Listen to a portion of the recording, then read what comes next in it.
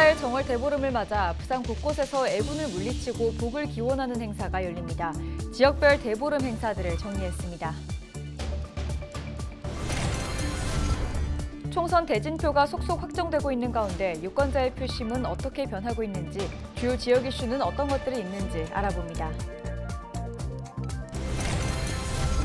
부동산 경기 침체 속에 경남의 한 중층 아파트 단지가 도내에서 처음으로 재건축 즉시 승인 판정을 받았습니다. 부산 경남 재건축 시장의 훈풍이 기대됩니다.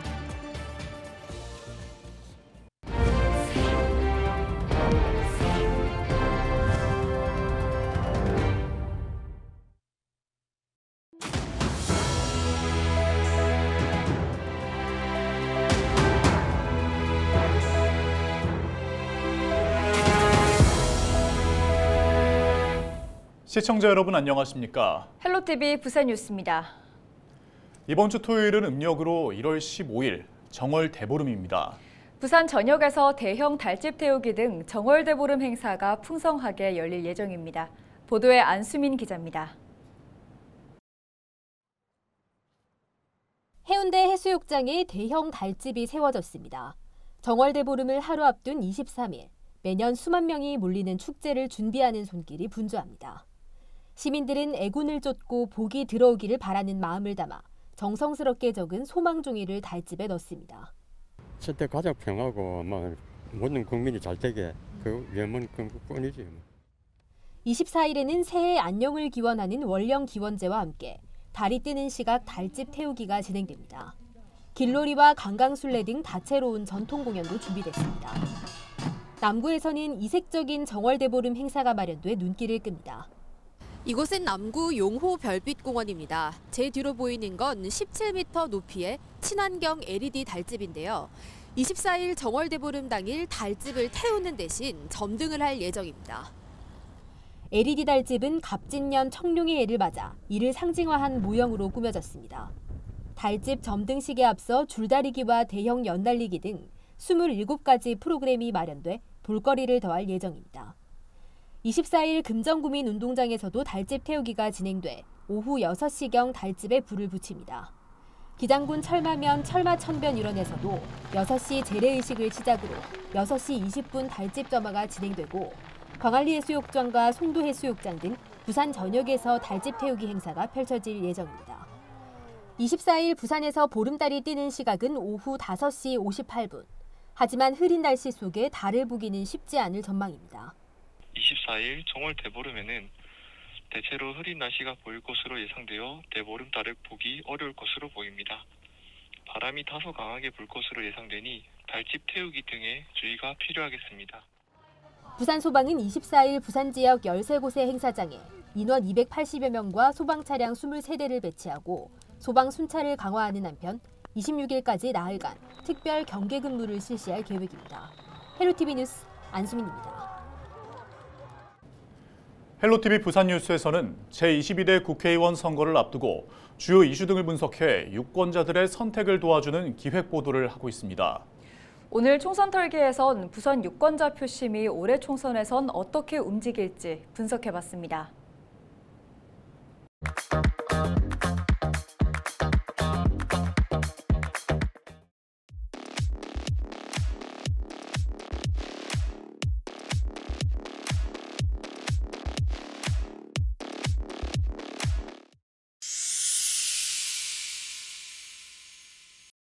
저는 유권자 성향이 그렇게 가는 거는 사실은 우리가 윤석열 정부에 대한 정부 심판의 심리도 있지만 동일한 정도거나 혹은 그것보다 조금 낮은 수준의 야당에 대한 심판 심리도 동시에 존재를 하거든요. 그 속에서 저는 세대들이 왔다 갔다 하는 부분들이 있는 거죠. 그래서 전통적으로는 20세대부터 50세대까지는 민주당의 핵심 지지층이다 이렇게 보고 60대 이상부터 이제 보수 진영의 핵심 지지층이 형성된다 이렇게 봐왔는데 지금은 그 공식은 좀 깨진 것 같아요. 저는 20대와 30대는 흔들리면서도 정부 여당으로도 못 가고 야당으로 못 가는 어떻게 보면 중도 무당층에서 조금 헤매는 그런 종류의 유권자 표심이라고 볼 수 있는데 그에 비하면 40대, 50대는 여전히 저는 민주당의 강력한 민주당을 포함한 진보 진영 정당의 강력한 우군이 될 가능성이 매우 높다. 그리고 60대 이상 이상의 어떤 세대들은 여전히 보수 지지 성향이 강한 그런 유권자층으로 대별해 볼 수 있다. 그래서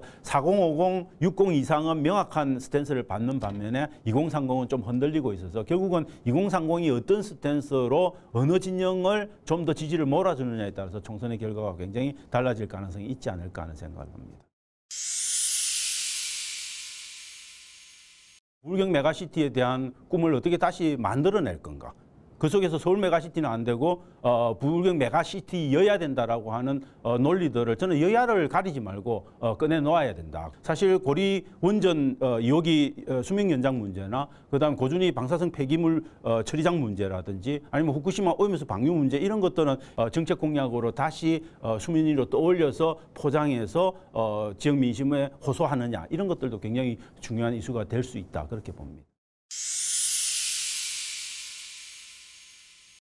허브도시, 특별법 이런 것들은 저는 초당적 협력을 통해서 만들어내고 균형 발전을 위해서 부산에 필요한 거는 뭐든 받아들이는 그런 공약 경쟁이 일어날 필요가 있다라고 보는 거고 또 민주당 입장에서는 저는 좀 안타까운 부분은 산업은행 이전에 대한 민주당의 명확한 스탠스를 못 정하고 있는데 중앙당은 사실은 서울 유권자의 눈치를 봐서 그럴 수 있습니다만 지역당은 저는 명백한 입장을 취해서 중앙당을 압박하는 그런 수준에 그래서 산업은행 이전을 넘어서서 좀 더 많은 관련된 금융기관들이 부산으로 이전해서 부산이 대한민국에서 2개밖에 없는 금융 허브 도시 아닙니까? 그런 정말 도시로서의 명실상부한 위상을 가질 수 있도록.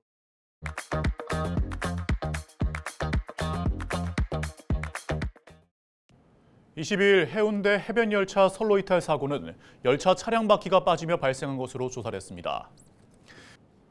해운대구에 따르면 22일 오전 8시경 해운대 해변열차 구덕포역 교행 구간에서 한일합작 TV 드라마를 촬영하던 중 열차 뒤쪽 차량의 바퀴가 빠지며 선로 이탈이 발생했습니다. 열차에는 드라마 촬영 관계자 50여 명이 타고 있었는데 다행히 인명피해는 발생하지 않은 것으로 조사됐습니다. 부동산 경기 침체 속에서 경남의 한 중층 아파트가 도내에서 처음으로 정밀 안전진단을 통과해 재건축을 추진합니다. 정부가 지난달 안전진단 규제 완화 등의 내용을 담은 부동산 대책을 추진한 덕분인데요. 노후 아파트 단지가 많은 부산 경남 재건축 시장에도 영향을 줄 것으로 보입니다. 보도에 표영민 기자입니다. 경남 창원시 성산구의 1200세대 아파트입니다. 1989년 준공된 이 아파트는 시설이 노후화되고 주차 공간도 부족해 주민들이 불편을 호소해 왔습니다. 참다 못한 주민들은 2년 전부터 인근 1300여 세대 아파트와 함께 재건축을 추진해 왔습니다. 재건축 추진준비위원회는 지난 21일 창원시의 정밀안전진단을 통과해 즉시 재건축 판정을 받았습니다. 여러 가지 배관 문제 등의 어려움을 겪고 있었습니다. 그래서 이번에 재건축을 함으로써 실질적으로 주거복지나 또는 삶의 질을 개선하는 데서 의미가 있다고 보고 적극적으로 환영하는 그런 측면이 있습니다. 5층짜리 저층 아파트가 재건축 시장을 주도했던 경남에서 중층 아파트의 정밀 안전진단 통과는 이번이 처음입니다. 지역의 재건축 기대감이 반영되면서 부동산 거래 문의도 이어지고 있습니다. 5층짜리 위주로 재건축 진행되는 게 이제 중층 아파트 정부 정책이 바뀌었으니까 그것 때문에 부동산에 주식처럼 관심 가지신 분들은 아무래도 계속 이렇게 문의는 하시고 가셨습니다. 일반적으로 중층 아파트의 경우 재건축이 쉽지 않습니다. 세대수가 많아 주민 갈등 요소가 다양하고 안전진단 통과도 오래 걸리기 때문입니다. 하지만 지난달 정부가 30년이 넘은 아파트 단지의 정비 사업 속도를 높이기 위해 패스트 트랙을 도입하면서 절차가 간소화됐습니다. 정부의 그 재건축 정책의 변화와 함께 이번 중고층 아파트 재건축 통과는 앞으로 그 창원이나 부산 같은 도심에 고층 아파트 재건축의 활력을 불러일으킬 것으로 이렇게 보입니다. 중층 아파트 재건축 사업이 물꼬를 튼 가운데 부산 경남 11곳에 대한 노후계획도시 정비가 본격화되면 꽁꽁 얼어붙은 부동산 시장에 훈풍이 불 전망입니다. 헬로티비 뉴스 표영민입니다.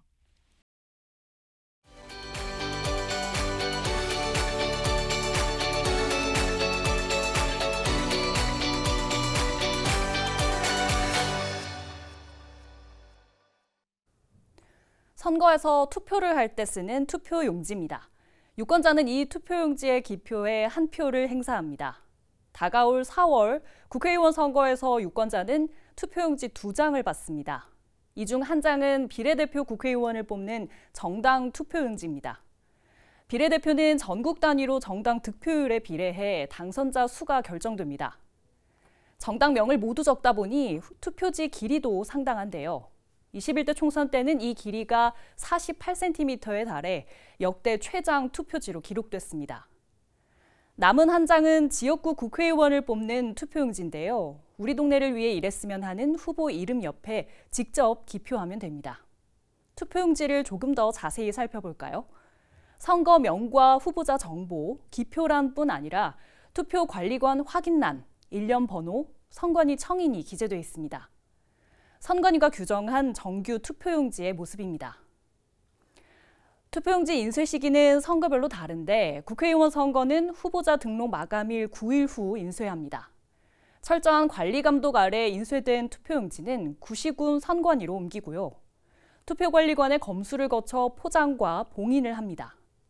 선거 당일에는 투표 참관인이 보는 곳에서 유권자들에게 투표용지를 나눠주는데요. 투표가 끝나면 투표함 투입구에 특수 봉인지를 붙이고 투표 참관인, 경찰 공무원과 동행해 투표함을 개표소로 보냅니다. 개표 이후 투표용지는 어떻게 될까요? 기표된 투표용지는 당선인의 임기 동안 보관하는데요. 이의 신청 또는 선거 관련 소송이 없거나 이미 확정 판결이 난 경우는 도중에 폐기되는 경우도 있습니다. 소중한 내 한 표, 무효표가 되면 안 되겠죠. 투표 가기 전 꼭 확인해야 할 투표 방법. 투표는 반드시 정해진 기표용구로 해야 합니다. 그렇지 않은 투표용지는 무효표입니다. 서로 다른 정당, 후보자 기표란에 걸쳐서 기표하거나 2개 이상 기표란에 기표한 경우도 무효표입니다. 다만 한 정당, 후보자란에만 2번 이상 기표한 것은 유효합니다. 인주가 덜 말라 묻어 있어도 어떤 후보자에게 투표했는지 명확한 경우는 유효표입니다. 기표란 이외 여백에 기표한 것도 유효표로 처리합니다. 민주주의를 위한 큰 걸음, 4월 10일 투표장에서 실현할 수 있습니다. 슬기로운 유권자 생활 이세진입니다. 남을 위해서 희생할 수 있는 사람들. 지금 국회의원들이 그런 사람이 없잖아요. 남을 위해서 희생하지 않고 자기들 일속만 찾잖아요. 그런 사람들만 좀 많이 나왔으면 좋겠어요. 국회의원들이 이제 해줄 수 있는 거는 먼저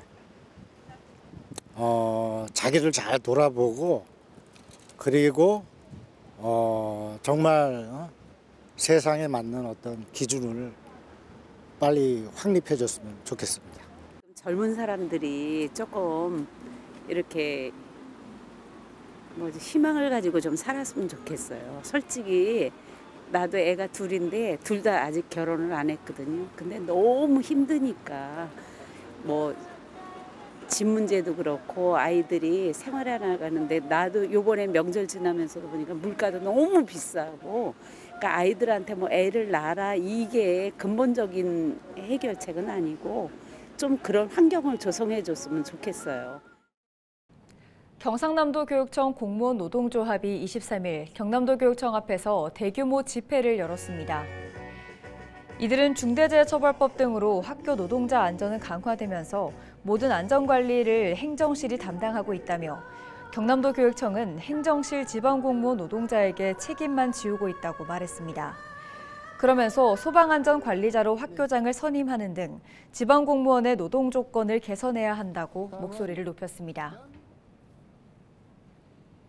부산시가 관광지와 주거지역이 밀집한 영도 흰여울 문화마을 내 슬레이트 건축물 28개 동을 3월부터 정비합니다.